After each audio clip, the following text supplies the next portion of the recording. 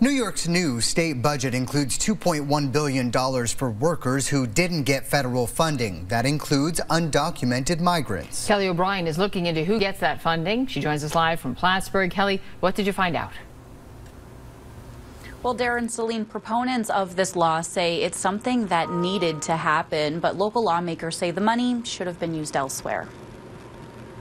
Prior to the pandemic, I worked at a nursery that closed. Gladys Mejia is a mother of 3 young children in Ontario County. She says, like many, the pandemic was tough for her and her family. She didn't receive any federal funds. Really difficult because of the pandemic, especially economically and other reasons, but more so economically. She says she's grateful that the state is stepping in to help families like hers to help pay the bills after being out of work. Yes, it is very important. It is important for so many families to pay rent, to pay utilities.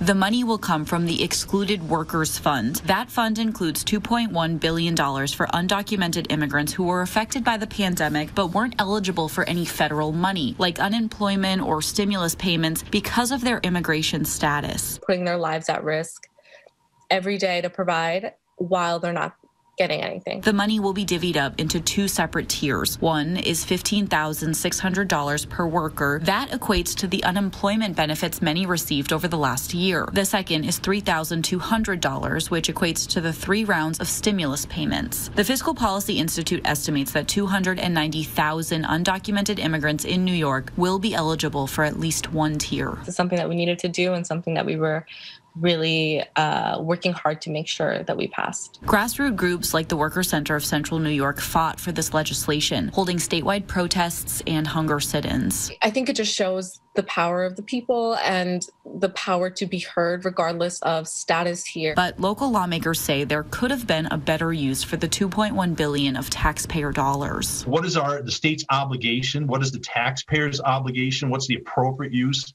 of tax dollars? Mm-hmm. Not $2.1 billion to people that are here illegally, that were working off the books illegally. I don't want to reward illegal behavior with tax dollars. Back to Gladys. She's grateful, and her story is just one of the many stories like it in the state. It is not only I who needs it, but it's other people who really need the money.